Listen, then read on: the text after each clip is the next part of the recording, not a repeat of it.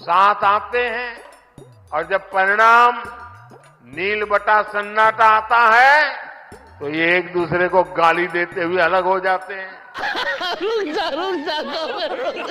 तो दोस्तों देखा आप लोगों ने मोदी जी का कारनामा। क्योंकि दोस्तों चुनाव से पहले बोल रहे थे कि महंगाई कम हो जाएंगे, अच्छे दिन आएंगे, किसान के खाते में 15 लाख रुपए आएंगे। अरे बाप रे, ये तो धोती खोल रहा है। लेकिन दोस्तों साहब जी ये सब भूल जाते हैं ऐसे जैसे लोग भूल जाते हैं उधार लेकर पैसे। और दोस्तों अखिलेश यादव जी ने ईवीएम मशीन को लेकर 5 किलो टाइट डाला और बीजेपी सरकार को धो डाला। क्योंकि दोस्तों ये सब जो वादे करते उसको पूरा नहीं कर पाते और हमारे देश के युवा पढ़ लिख कर समोसे का ठेला है लगाते। अभी आपको जानकारी हुई होगी कि किस तरीके से उन्होंने चंडीगढ़ का वोट लूटा था। मान लीजिए ये तो बैलेट से वोट पड़े थे, इसलिए लोगों को पता लग गया कि बैलेट में हेराफेरी हुई है। मान लीजिए मशीन से वोट पड़ा होता तो मशीन को कहां से खोलते हम, कहां से कोई देख पाता। तो ये तो बैलेट की वजह से इनकी चोरी पकड़ी गई, वोट की लूट पकड़ी गई। भारतीय जनता पार्टी एक गिरोह की तरह काम कर रही है, राजनीतिक दल नहीं है। भारतीय जनता पार्टी एक गिरोह की तरह काम कर रही है, ये कोई राजनीतिक दल नहीं है।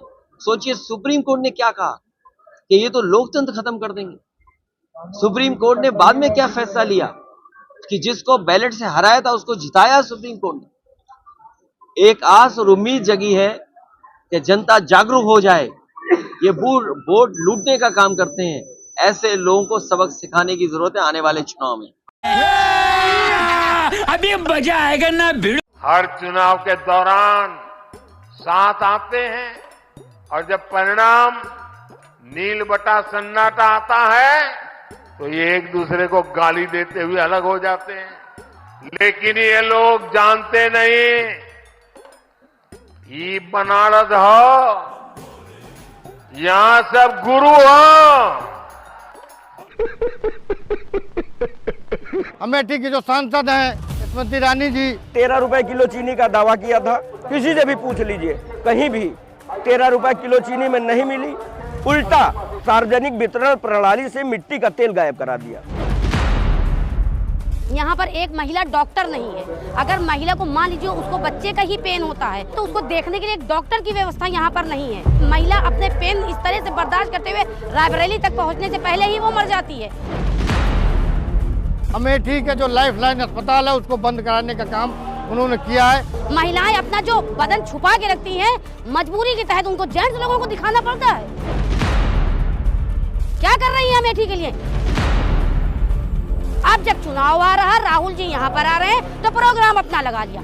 काहे के लिए लगा लिया? जवाब दे, मुझे जवाब दे, महिलाओं को जवाब दे। आ तो रही है, मिले महिलाओं से। वो लेडीज डॉक्टर कहाँ है? यहाँ पर कोई हॉस्पिटल नहीं है। बहुत कर लिया इन्होंने भ्रष्टाचार, बहुत कर लिए इन्होंने घोटाले, बहुत कर लिया इन्होंने जनता को गुमराह करने का प्रयास। अब जनता इनके बहकावे में नहीं आएगी। भारत जोड़ो न्याय यात्रा से बहुत बड़ा परिवर्तन होने वाला है। लोगों को सबको ये पता है कि एक विकल्प बंदा है राहुल गांधी, इसके पीछे चल दो, हमारा सारा मामला हल हो जाएगा। यही नहीं, अभी और सुनिए।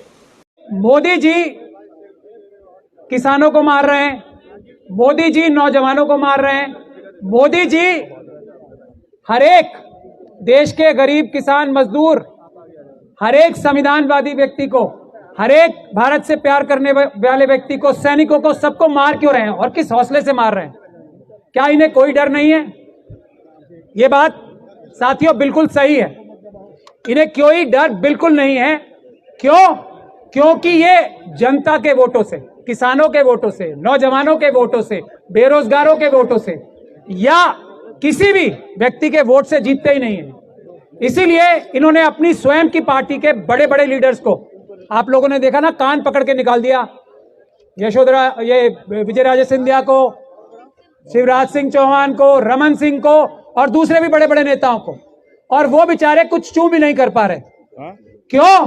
क्योंकि मोदी जी ने उन्हें कहा कि भाई मैं तुम्हारे कहने से, तुम्हारी मेहनत से, तुम्हारी चीज से तो जीतता नहीं हूं, मैं तो ईवीएम से जीतता हूं। इसीलिए ईडी, सीबीआई और ये इनकम टैक्स का प्रयोग आंखें बंद करके क्रिमिनल्स की तरह करा रहे हैं मोदी जी और अमित शाह जी। क्यों? क्योंकि उन्हें पता है जनता नाराज होगी तो क्या करेगी, मुझे तो जनता के वोट ही नहीं चाहिए। ये सभी 4000 किलोमीटर जो सुब्रमण्यम स्वामी जी उन्हीं के नेता बोलते हैं ना, मोदी जी ने चाइना से डर के, ये मैं नहीं बोल रहा हूं, ये सुब्रमण्यम स्वामी जी उनके बहुत बड़े नेता बोल रहे हैं, वो सुब्रमण्यम स्वामी जी जिन्होंने ईवीएम के खिलाफ पिटीशन डाली थी, वो ये बोल रहे हैं कि मोदी जी चाइना से डरते हैं और 4000 किलोमीटर जगह उन्होंने चाइना को दे दी है, फौज को रोक रहे हैं कि तुम उसको वापस मत लो। ये मैं नहीं बोल रहा हूं, ये गंदे घिनौने काम करके भी मोदी जी किस चीज का हौसला इन्हें, ईवीएम का। तो साथियों, अगर हम लोग ईवीएम हटा लेंगे, पिछले चुनाव में भी 20 से 25% तक ईवीएम का घोटाला इन्होंने किया है और अब भी कम से कम 20 से 25% का घोटाला करने के लिए ये तैयार बैठे हैं। कैसे कैसे लोग रहते हैं यार यहाँ पर।